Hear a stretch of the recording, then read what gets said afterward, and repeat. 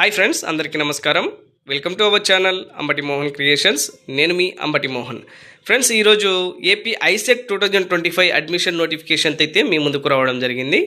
ఈ అడ్మిషన్ నోటిఫికేషన్కి ఏ విధంగా అప్లై చేయాలి, ఎవరు అప్లై చేయాలి, అప్లికేషన్ ఫీజు ఎలా ఉంటుంది, అప్లికేషన్ ప్రాసెస్ ఎలా ఉంటుంది, ఎడ్యుకేషనల్ క్వాలిఫికేషన్ ఏమి ఉండాలి, ఏజ్ లిమిట్ ఎంత ఉండాలి, అప్లికేషన్ ఫీజు అనేది ఎలా ఉంటుంది అన్న పూర్తి వివరాలను నేను ఈ వీడియోలో మీకు తెలియజేయబోతున్నాను. స్కిప్ చేయకుండా ఆఖరి వరకు చూసినట్లయితే ఈ నోటిఫికేషన్ యొక్క పూర్తి వివరాలను మీరు తెలుసుకోగలరు ఫ్రెండ్స్. అలాగే మన ఛానల్ని కొత్త వారు చూస్తున్నట్లయితే సబ్స్క్రైబ్ చేసి పక్కన ఉన్న బెల్ ఐకాన్ని క్లిక్ చేయడం ద్వారా నేను చేసే ఇంపార్టెంట్ నోటిఫికేషన్స్ యొక్క అప్డేట్స్ మీకు నోటిఫికేషన్ రూపంలో అందడం జరుగుతుంది ఫ్రెండ్స్. ఇప్పుడు మనం చూసినట్లయితే AP ICET 2025 integrated common entrance test అంటారనమాట. ఈ ఇంటిగ్రేటెడ్ కామన్ ఎంట్రన్స్ టెస్ట్ని డిగ్రీ పూర్తి చేసినటువంటి అభ్యర్థులు ఎంబీఏ ఎంసీఏ కోర్సులను చేయడానికి ఈ ఏపీ ఐసెట్కి అప్లై చేయాల్సి ఉంటుంది. వారు ఈ ఏపీ సెట్కి అప్లై చేసిన తర్వాత వారికి ఒక కాంపిటేటివ్ ఎగ్జామ్ ఏదైతే కండక్ట్ చేయడం జరుగుతుంది. ఆ ఎగ్జామ్లో మీరు ఉత్తీర్ణత సాధిస్తే రాష్ట్రంలో ఉన్నటువంటి యూనివర్సిటీస్లో అలాగే ప్రైవేట్ విద్యా సంస్థల్లో ఎంబీఏ ఎంసీఏ కోర్సులను చేయడానికి మీకు వీరు అడ్మిషన్ అయితే ఇవ్వడం జరుగుతుంది ఫ్రెండ్స్. ఇక లేట్ చేయకుండా ఈ నోటిఫికేషన్లోకి వెళ్ళినట్లయితే మొదటగా ఇలా మనము గూగుల్ క్రోమ్లో APSCHE.gov.in ద్వారా లాగిన్ అయితే ఇలా ఒక పేజ్ అయితే ఓపెన్ అవ్వడం జరుగుతుంది. ఇక్కడ ఏపీ ఐసెట్ 2025 అని కనిపిస్తుంది కదా, దాని మీద క్లిక్ చేయాలి. క్లిక్ చేసిన వెంటనే ఇలా ఒక పేజ్ అనేది ఓపెన్ అవ్వడం జరుగుతుంది ఫ్రెండ్స్. ఈ పేజ్లో ఈ అప్లికేషన్ ప్రాసెస్ అనేది ఉంటుంది. ఫస్ట్ స్టెప్ 1లో వచ్చేసి eligibility criteria and fees payment అనేది చేయాల్సి ఉంటుంది. తర్వాత స్టెప్ 2కు వెళ్ళాల్సి ఉంటుంది. స్టెప్ 2లో యువర్ పేమెంట్ స్టేటస్ అనేది సక్సెస్ అయిందా ఫెయిల్ అయిందా అనేది తెలుసుకోవచ్చు. స్టెప్ 3లో వచ్చేసి అప్లికేషన్ అనేది ఉంటుంది. మీరు పేమెంట్ చేసిన తర్వాత అప్లికేషన్ అయితే ఫిల్ చేయాల్సి ఉంటుంది. ఫిల్ చేసిన అప్లికేషన్ని మీరు ప్రింట్ తీసుకొని సబ్మిట్ చేయాల్సి ఉంటుందని అయితే ఇక్కడ తెలియజేయడం జరిగింది ఫ్రెండ్స్. ఓకేనా? ఇక్కడ మీకు ఈ అప్లికేషన్ ప్రాసెస్ మీద ఏమైనా డౌట్స్ ఉన్నట్లయితే కనుక ఇక్కడ వాళ్ళు కాంటాక్ట్ నెంబర్స్ అయితే ఇవ్వడం జరిగింది. వర్కింగ్ డేస్లో ఉదయం 10 గంటల నుంచి సాయంత్రం 5 గంటల వరకు వీరు హెల్ప్ డెస్క్లో వీరు అవైలబుల్లో ఉంటామని అయితే తెలియజేశారు. ఇక్కడ మెయిల్ కూడా పెట్టి మనమైతే మన డౌట్స్ని క్లారిఫై చేసుకోవడానికి వీరు హెల్ప్ డెస్క్ సంబంధించి ఒక ఈమెయిల్ ఐడిని అయితే ఇవ్వడం జరిగింది. త్రూ ఈ ఈమెయిల్ ఐడికి మీరు మన డౌట్స్ని మెయిల్ చేసేసి మన డౌట్స్ని అయితే క్లియర్ చేసుకోవచ్చు అని అయితే తెలియజేయడం జరిగింది. మనం ఫస్ట్ స్టెప్లోకి వెళ్ళినట్లయితే క్లిక్ చేసిన వెంటనే ఇలా ఒక పేజ్ అయితే ఓపెన్ అవ్వడం జరుగుతుంది ఫ్రెండ్స్. ఇక్కడ మీరు డిగ్రీ హాల్ టికెట్ నెంబర్ని అయితే ఎంటర్ చేయాల్సి ఉంటుంది. తర్వాత క్యాండిడేట్ నేమ్ని ఎంటర్ చేయాలి.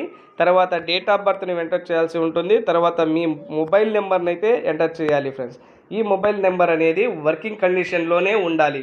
ఆ వర్కింగ్ కండిషన్లో లేని పక్షంలో మీ యొక్క ఈ ప్రాసెస్కు అప్లికేషన్కు సంబంధించి ఓటీపీలు కానీ లేకుంటే ఫర్దర్ అప్డేట్స్ కానీ రావడానికి మీరు మీ వర్కింగ్ మొబైల్ నెంబర్ని అయితే ఇవ్వాల్సి ఉంటుంది.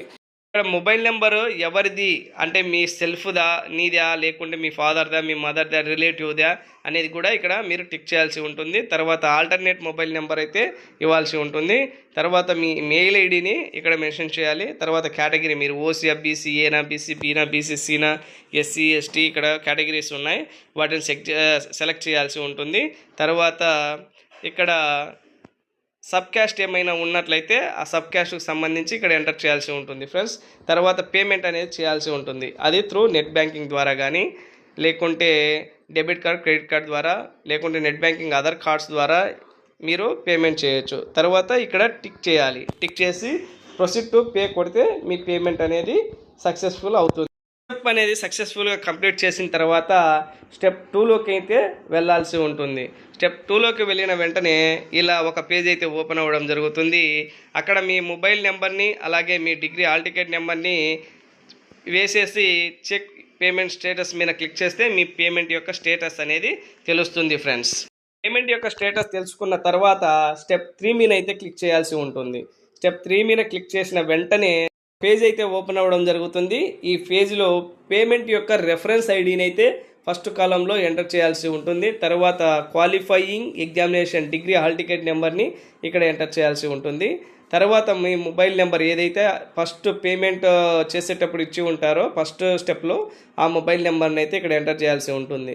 తర్వాత డేట్ ఆఫ్ బర్త్ని ఇక్కడ వీరు తెలియజేసిన ఈ ఫార్మాట్లోనే ఎంటర్ చేయాల్సి ఉంటుంది ఫ్రెండ్స్. తర్వాత ఇక్కడ ప్రొసీడ్ టు క్లిక్ చేసిన వెంటనే అప్లికేషన్ ఫామ్ అనేది అయితే ఓపెన్ అవ్వడం జరుగుతుంది ఫ్రెండ్స్.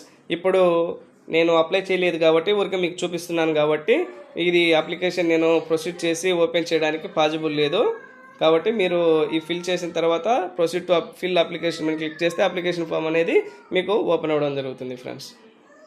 ఒక అప్లికేషన్ని పూర్తిగా ఫిల్ చేసిన తర్వాత ఇక్కడ స్టెప్ 4 మీద అయితే క్లిక్ చేయాల్సి ఉంటుంది ఫ్రెండ్స్.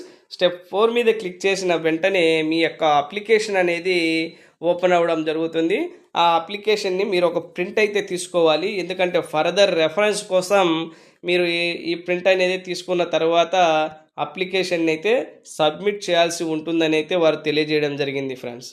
4th స్టెప్ మీద క్లిక్ చేసిన వెంటనే ఇలా ఒక పేజ్ అయితే ఓపెన్ అవ్వడం జరుగుతుంది. అక్కడ payment reference number, register number, అలాగే qualification hall ticket number, mobile number, అలాగే డేట్ ఆఫ్ బర్త్ ఇక్కడ తెలియజేసిన ఫార్మాట్లో మీరు ఎంటర్ చేసిన వెంటనే అప్లికేషన్ అనేది ఓపెన్ అవుతుంది.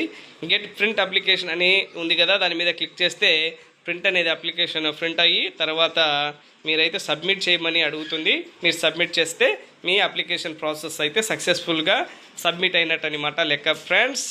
మీరు ఈ యొక్క అప్లికేషన్ స్టేటస్ ఇవి చూసుకోవాలంటే ఇక్కడ మీ మొబైల్ నెంబర్ ద్వారా మీరైతే ఆ స్టేటస్లో చూసుకోవడానికి వీలుంటుంది. ఈ అప్లికేషన్ మీద ఏమైనా మీకు అపోహలు డౌట్స్ ఉంటే వారికి తెలియజేసిన హెల్ప్ డెస్క్ నెంబర్కి ఫోన్ చేసేసి మన అపోహలను అయితే తీసుకోవచ్చు ఫ్రెండ్స్.